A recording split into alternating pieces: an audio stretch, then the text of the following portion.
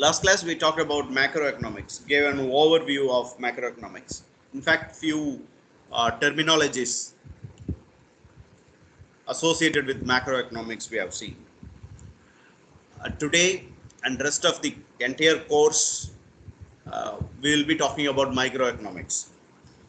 This particular lecture, we will specifically talk about microeconomics, and in the forthcoming classes, some of the aspects, whether directly or indirectly related to microeconomics, we will be talking.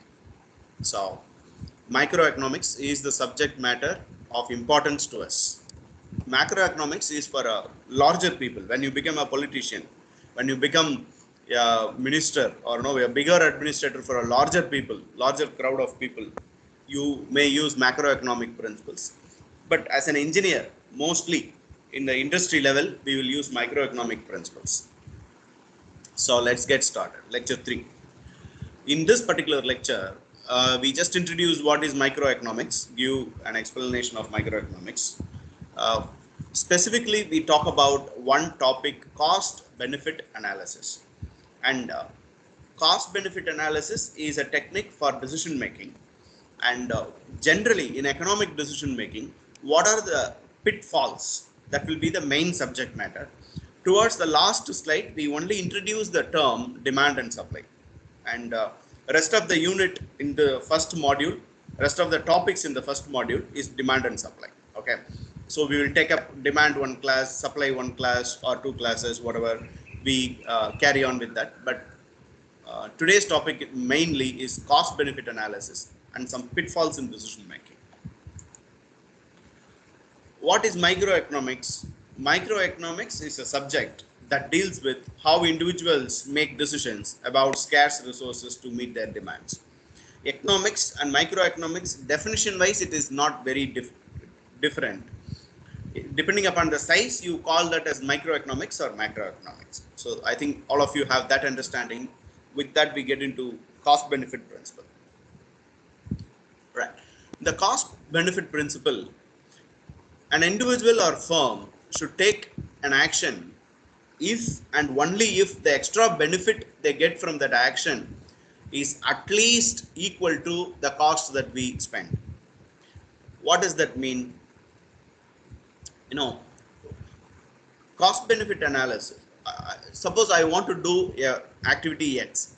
It can be as simple as sitting at home, whether I have to go and switch on the fan or not. It can be as big as, should I acquire that firm? Should I start one more production unit? Should I start night shift, third shift, extra shift? It can be any action. It can be any activity. So that activity, should I do that activity X? That X can be anything. Okay. Whenever such situation comes, you should find out what is the CX. CX is the cost of doing X. What is that you have to do for that? And find out BX. What is the benefit that I am going to get out of that activity X? When the benefit is more than the cost that you are spending, you do that. Otherwise, don't do that. As simple as cost benefit principle is only this. All of us know it's a common sense. It's not a big technique. But this is what cost benefit principle is. In cost benefit principle, something to note is not incurring a cost is same as getting a benefit. What does that mean? I remember a joke from old Tamil movie.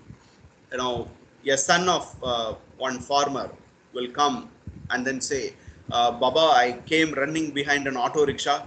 I saved 50 rupees today from the school. I know I came running. If I would have traveled in auto rickshaw, I have to spend that 50 rupees. I came running behind the auto rickshaw. I saved 50 rupees. Then the elder son will come in another few minutes and then he will say, Baba, I was running behind a cab. I saved 200 rupees from the same school. I came running behind a cab. I saved 200 rupees.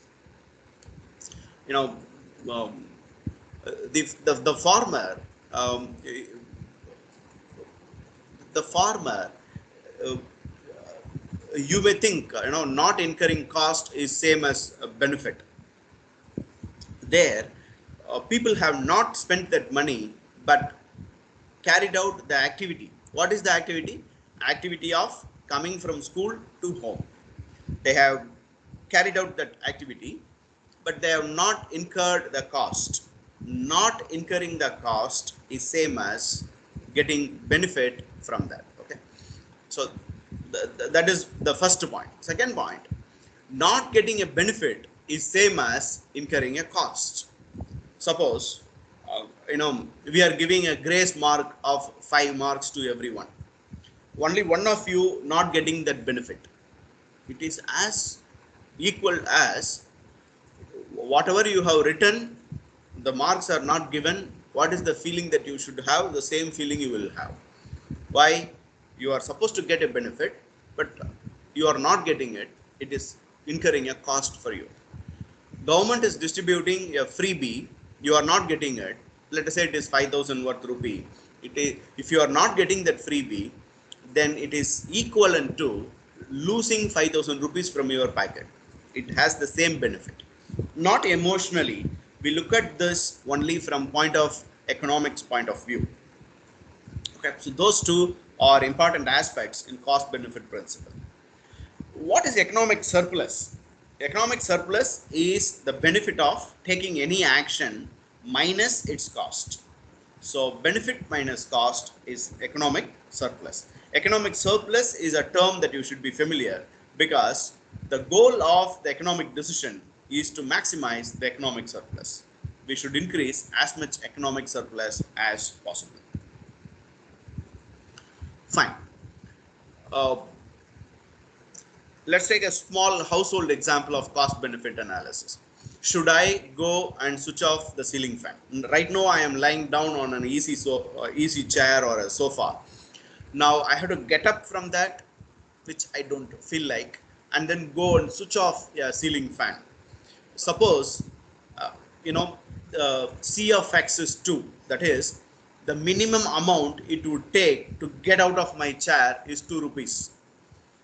The benefit is the maximum that you will be willing to pay for someone to switch off the fan. For example, your brother or sister, who will be willing to switch off that fan, provided you give him or give her something, maybe a chocolate, maybe something small gift, something you give. For you, your sibling will go and switch on or switch off the phone. Now, the cost-based benefit analysis says, if the benefit that you are going to give to your sibling is more than 2 rupees, according to you, getting out of chair will cost 2 rupees. If anybody gives 2 rupees, then only you will get up. Otherwise, you prefer, no, I don't want that benefit. I'll better continue sleeping or continue sitting, whatever it is. Okay. So that is 2 rupees worth. When somebody is willing to do a job at less than 2 rupees, you continue to sit there and give that small amount, whatever they demand, which is less than 2 rupees, and ask them to do a job. Suppose if the person is demanding more than 2 rupees, then you say thank you, bye bye. We ourselves will get out of the chair and go and switch off the fan. Even for switching on and off a fan, the cost benefit analysis, you can do it mentally, and you take this decision. The process is same for big engineering operations, for big commercial operations. The principle is same. Only thing, we have to apply it properly and get the decision right. Right. Really, this cost benefit analysis help you to make a better decision. Let's say, so let's assume you are all in the hostel, the VIT Chennai hostel. You are about to buy an alarm clock, which like shown in the picture. This alarm clock is costing you 150 rupees in our V-Mart, the store that is available in the VIT Chennai. Your friend says, hey man, the same clock in a particular shop in Tambaram is available for 100 rupees. Okay. Will you travel to Tambaram?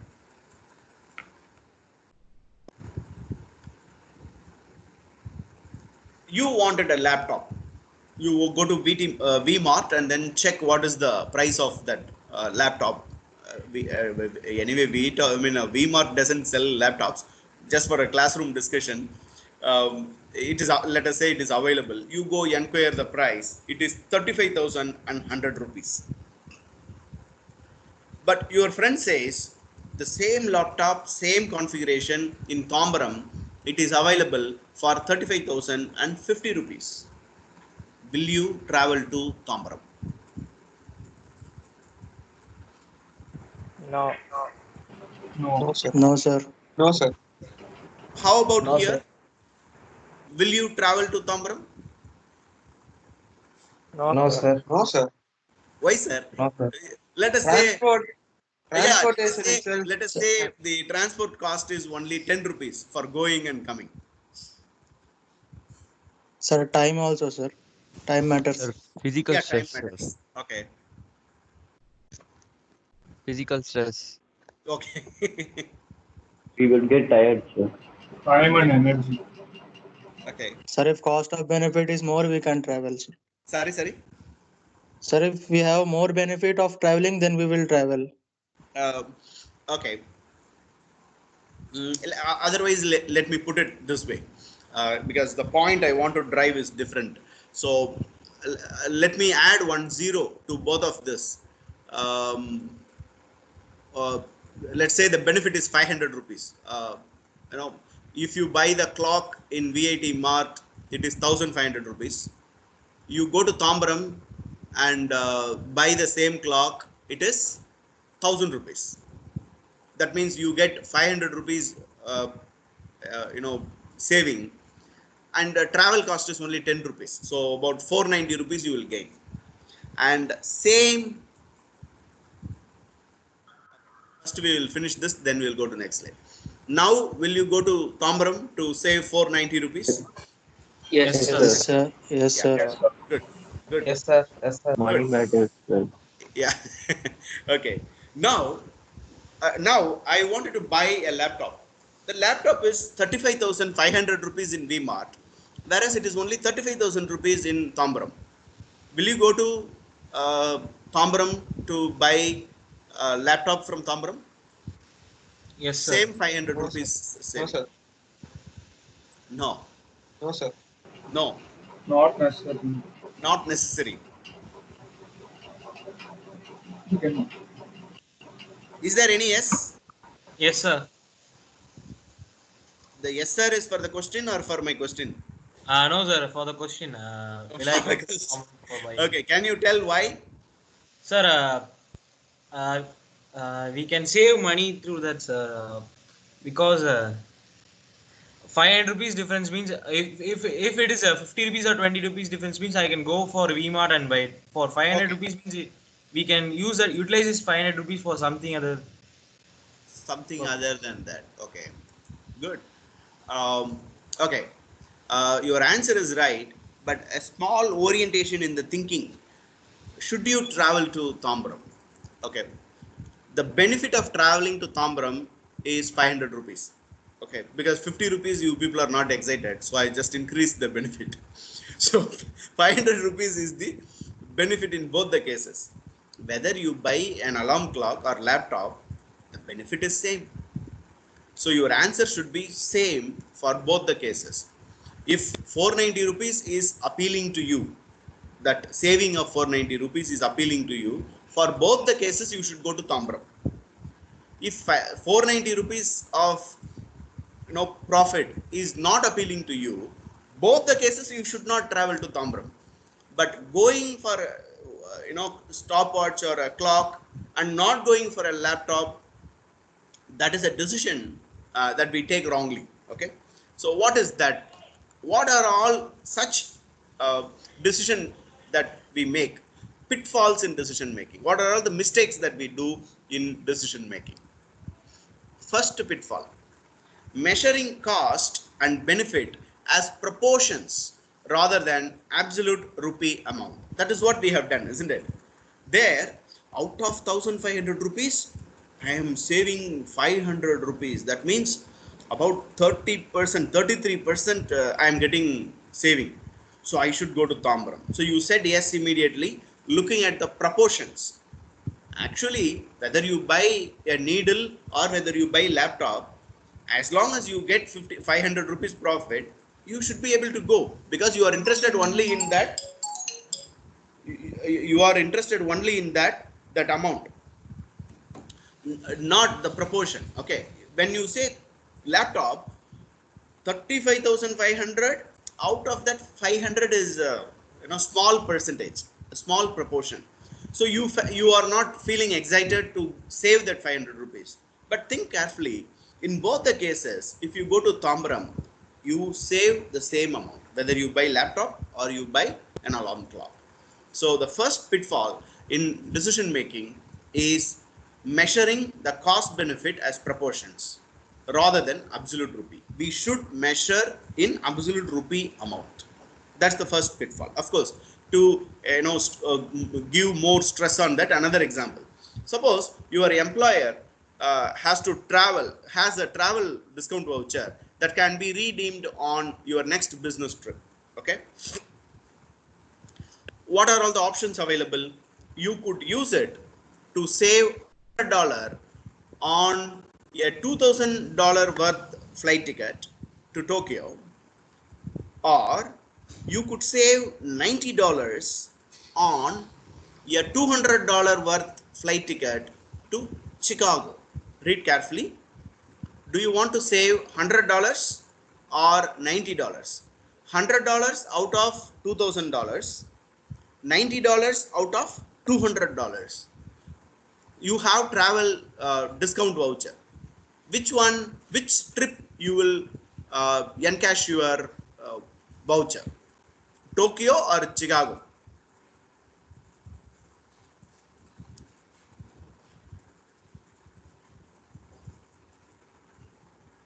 Anyway, because you are on a business trip, you will be going to Tokyo also, you will be going to Chicago also, you will be going to other countries also. That business trip is there always. It is the saving that we are talking now.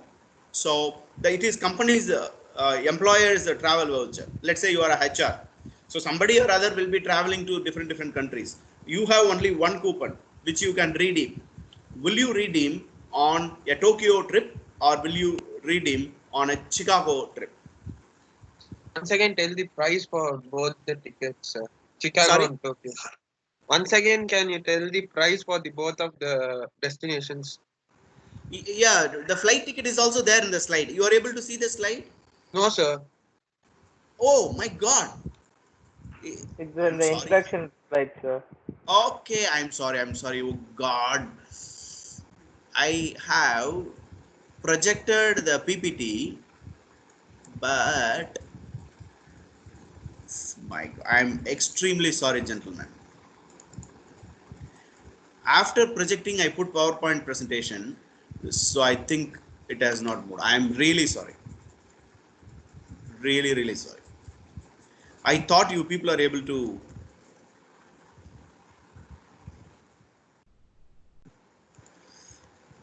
You could have told me. Because I am not able to see what I'm doing now. So now you are able to see the presentation. Yes, sir. Oh God. Cha. Made a blunder here. Okay. Now you are able to see. Yes, sir. Yes, Yeah. sir. Good. Now you could use it to save $100 on a 2,000 rupees flight ticket for Tokyo. You can save $90 on a $20 worth ticket to Chicago. So where will you reimburse your travel voucher?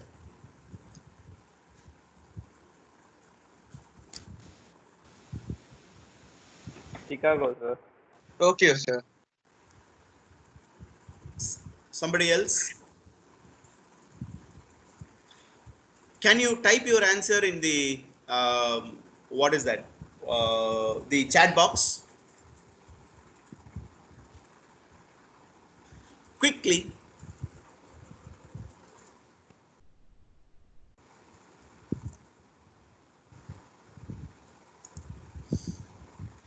Chicago, Tokyo, Chicago, Tokyo. Oh, good.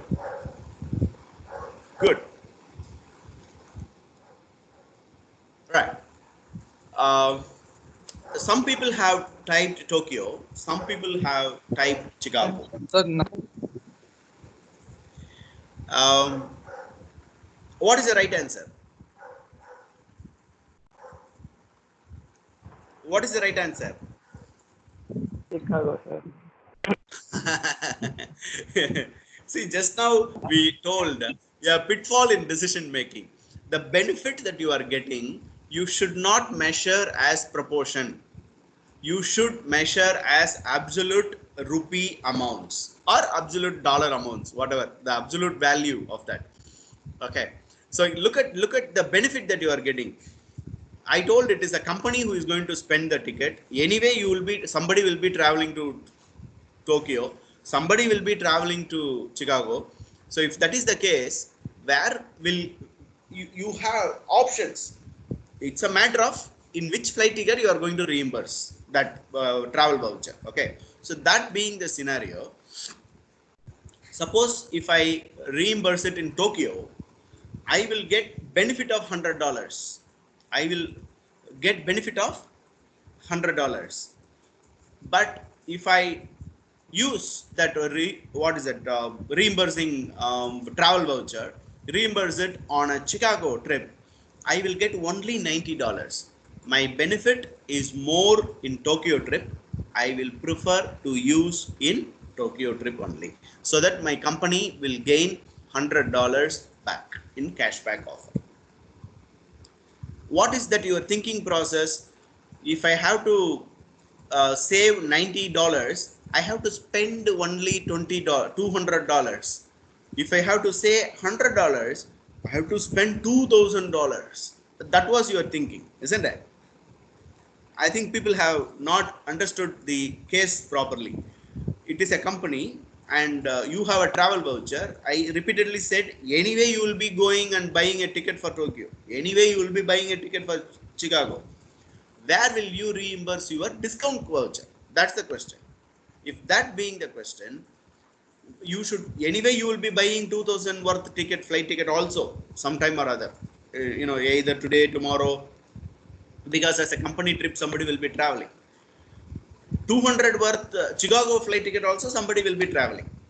As a travel HR person, where will you reimburse your discount voucher? That is the question.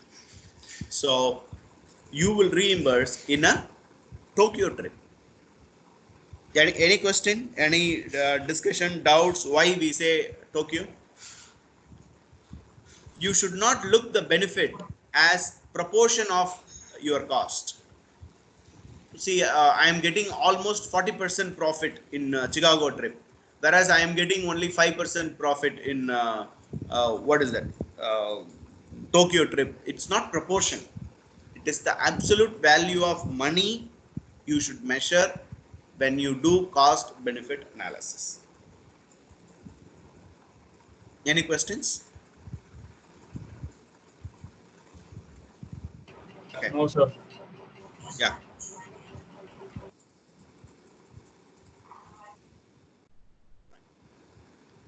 The next pitfall is ignoring opportunity cost. Normally, people, let's say, what is opportunity cost? Opportunity cost, if I am doing activity X, means I am not able to do activity Y. I am sitting here and giving a lecture. That means I am not giving another, I am not available for other use. For example, if I am needed to do another technical job for the university, I am not available. I am cutting that activity. This 50 minutes I am sitting in front of you and talking. That means the cost of doing activity X is the cost of not being able to do a best alternative available. I may have many alternative activities. I am doing lecturing here. Instead of that, I can go and eat my breakfast. I can go for shopping. I can go do a small consultancy work which will fetch me 100 rupees. I can go to COE office, do my controller's job. that's another opportunity. Which is most lucrative opportunity that is available, that you should take. That I am foregoing, that is the cost, opportunity cost, that I am foregoing sitting here and giving a lecture. So that is the opportunity cost of giving lecture to you people. Similarly, you have money, you buy some object. The cost of that money can be used for many other purposes. Your father has given pocket money of 100 rupees today. You can buy that, use that 100 rupees for buying a pen, or you can use it for recharging your internet or whatever it is, or you can use it for eating some edible items. You can buy some nonsense and spend it many ways. There are many opportunities available to spend that money. Spending a particular activity,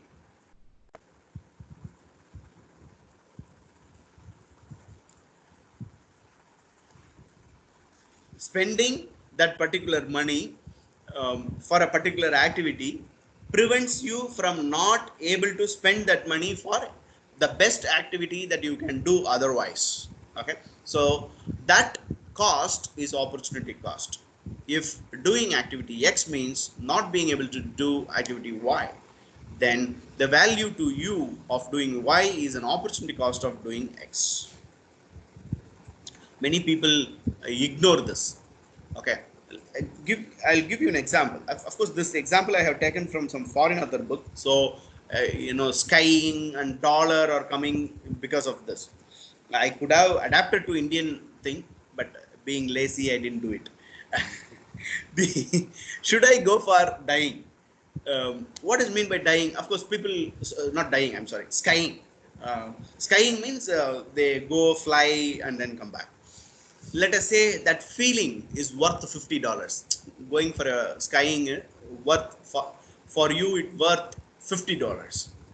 Okay, and today being a holiday, that you have to travel from your university to that skiing place, that travel expenditure, the money that you have to spend for the equipment over there, all inclusive, it cost you $30, all inclusive.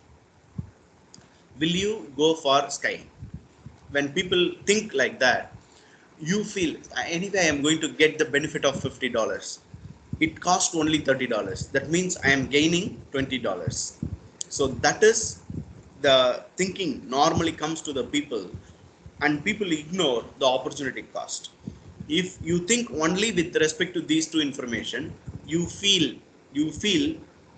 going for skiing is a profitable activity, a better decision for the day.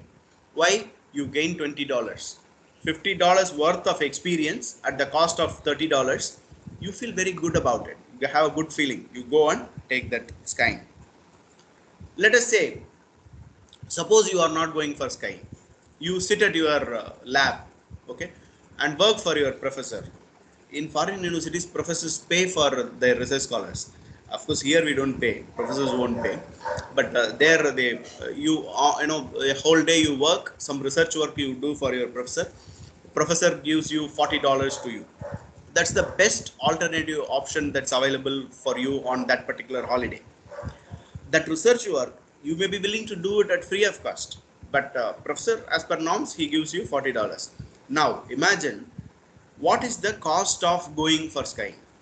The cost of going for skiing is the $30 that I have to spend on my travel, ticket, lift, everything, $30 as we discussed.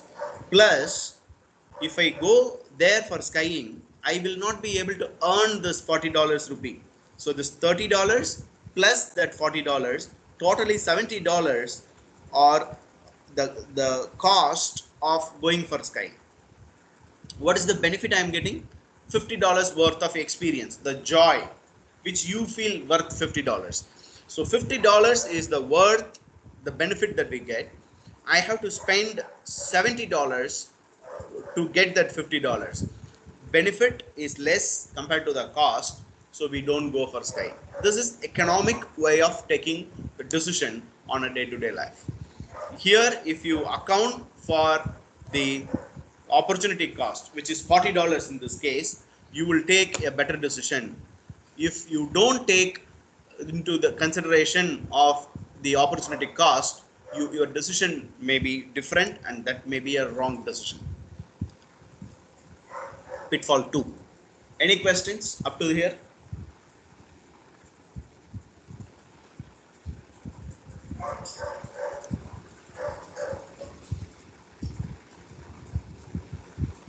No questions. No, sir. Oh, good. Okay. Failure to ignore sunk cost, another cost, sunk cost. Of course, various elements of cost we'll be learning towards the end of this module or beginning of the next module. Thus, sunk cost is an important cost. Sunk cost is the cost that is beyond recovery at the moment a decision is made. You make a decision, after that you will not be able to recover that cost once you make that decision. Okay, that kind of cost is sunk cost. You go to automobile showroom. You normally know when you buy a car, for many people, at least people like me, lot of confusions will be there, because we want a lower cost, we want higher comfort, we want high mileage, we will have a lot of requirement. Maybe people at your age, you will have some sports car or some fancy car that would have impressed you. You don't have any confusion, you simply go buy that car because daddy is paying money. And for us, little old people like us, we have a lot of requirement. So we go to car showroom, decide to buy some car, and the car is billed. Car is billed, and they will put off showroom price, that tax, this tax, RTO charges, registration charges, blah blah, all that they put, make a bill. On road price they arrive at, and then say they bill. You simply swiped your credit card, paid the amount. That's all. Okay. You have not even touched the car. You have not even touched the car. You made a decision to buy the car so far. And then immediately you are in the showroom still, right? But somehow some other model looks better for you. Hey man, I think we should have gone for that. You say, hey man, manager sir, you please revoke that bill. I will buy this car, this model. You change the model, or you change the car. Okay. In both the cases, you will lose at least 20 to 30% of the value of the car that you have, the money that you have paid. You have decided to buy a car, billing is done, you not even sat on the car, not even touched it, but the car will become second hand car, and the billing cannot be reversed. They will take the car back when they buy a good condition second hand car of that particular model. So the money that you have lost in the transaction is sunk cost. Sunk cost is the cost that is beyond recovery. You cannot go and bargain to give that money, full money back. They won't give. It's beyond recovery at the moment a decision is made. As a student, you might have experienced this. At least day scholar students often do this. Even other hostelers, when they go to city, you take a train till beach station. You pay some money, I think 10 rupees or 15 rupees, whatever it is. And then you decide to get down at Gindi itself in the midway. Okay.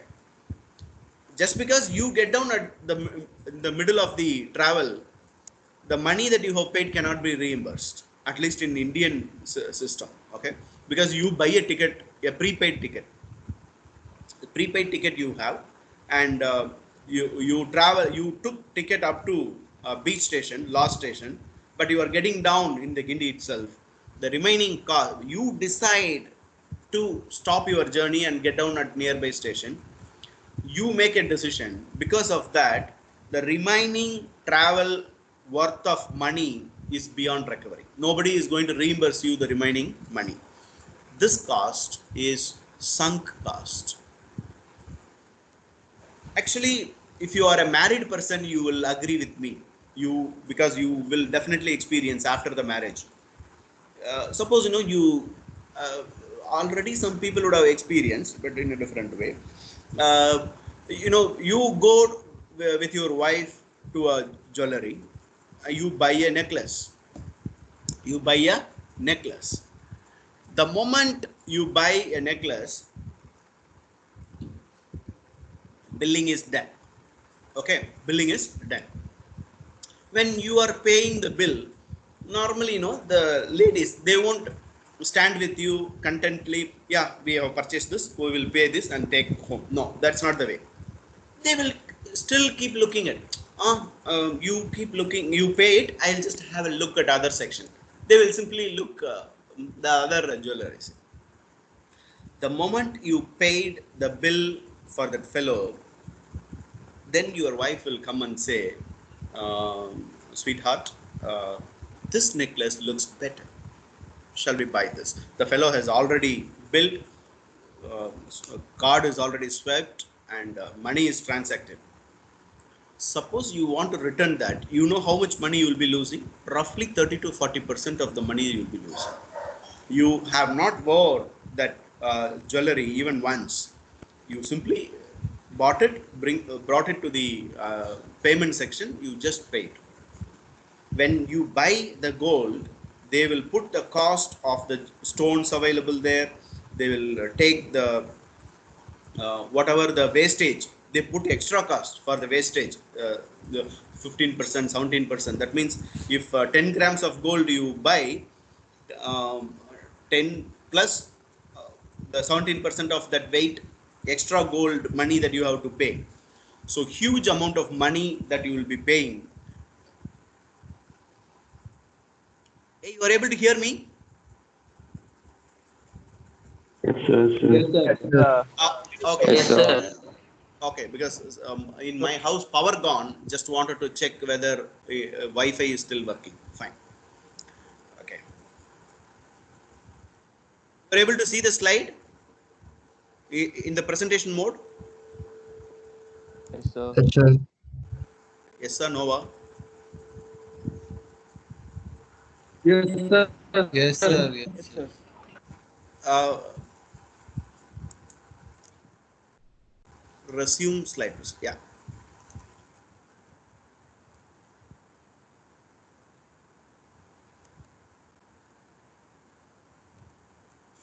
Sunk cost.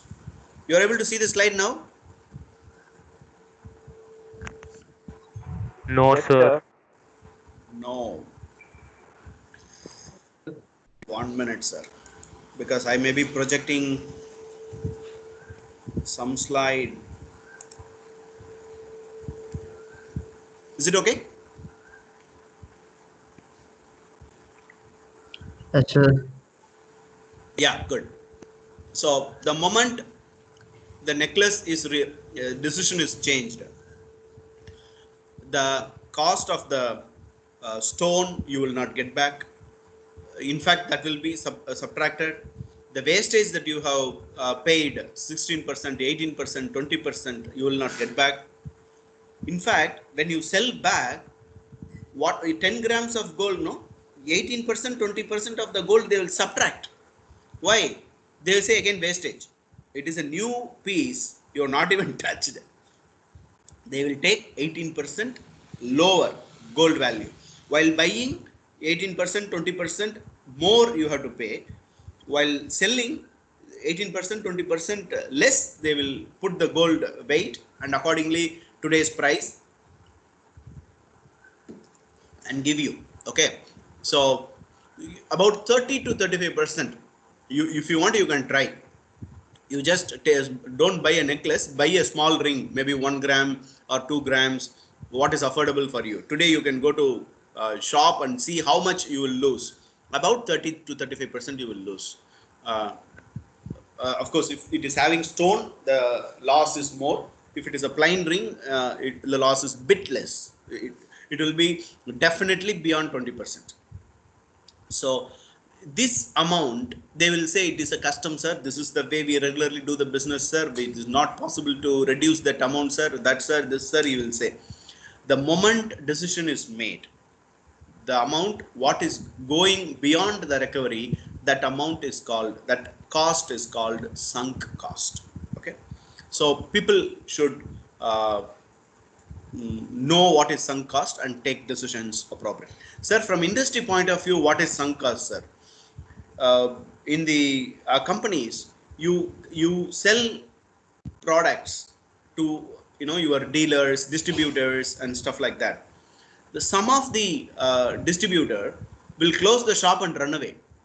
He might have bought some components from you on a credit basis for 1 month credit. Let us say 1,50,000 worth product you have already delivered to him. That fellow closes his shop and run away somewhere, not traceable. During the accounting time, what you will do? You know that money will not come back. That cost is considered as sunk cost. Now I have not made any decision, but that's sunk. So that cost, from industry point of view, is a sunk cost. Failure to understand the difference between average and marginal. What is the difference between average and marginal? An increase in total benefit that results from carrying out one additional activity is marginal benefit. The benefit, total extra benefit I am going to get, it's remember, it is an increase or extra. Total extra benefit that I am going to get by carrying out one additional unit is called marginal benefit. And similarly, total benefit of undertaking n units of carrying out activity divided by n is average benefit.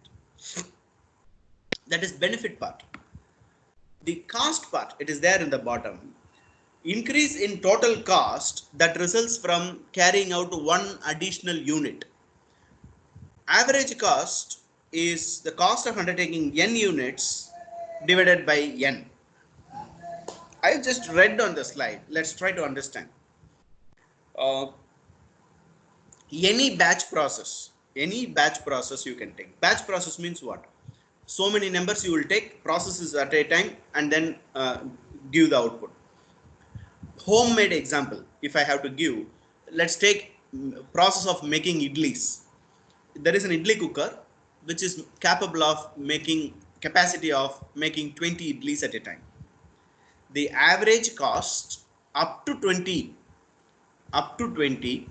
will be equal to the marginal cost, more or less. Whereas when if I want to make 21st idli, that means first 20 idli I have to make it in the first time, then I have to repeat the cooking process just for one more idli. Because I have to make one extra idli, I have to spend the fuel, time, and the resource. The idli cooker is a resource. That's in industry terms, energy is energy. Idli cooker is a machine. Human value is money. I am paying for a labor. He has to stand there. So all this has to be used just to make one additional product. Okay. So increase in total cost that results from carrying out one additional cost for 21st idli will be very high. Up to 20th idli, what is the marginal cost? I have 19 idli, I have some cost. The 20th idli, if I have to make, only the cost of the dough and the small time duration the operator uses to put the dough into the idli cooker, that is the time that he takes. So that's almost negligible. So you take 20th idli will be up to 20 idlis, the marginal cost value is very small. Whereas when I want to make 21st idli, the marginal cost is very high. Similarly, the average cost. Average cost is the cost of making total cost divided by n. So you should clearly understand the difference between the average cost and marginal cost. Right. In microeconomics, that's about cost principle analysis. In microeconomics, the industries, mostly we use microeconomic decisions. These are all governed by the market situations. Okay, the market is governed by two phenomena, demand and supply. What is demand, what is supply is the subject matter of the forthcoming few lectures. To summarize what we have done, we talked what is microeconomics. Of course, we have not talked about macroeconomics today. What is microeconomics? We talked about cost benefit analysis, and then ended with a lead to demand and supply, which will be discussed tomorrow. Formally, we finish the class now, and then I say it is open for questions. If you have some questions, we can take it up.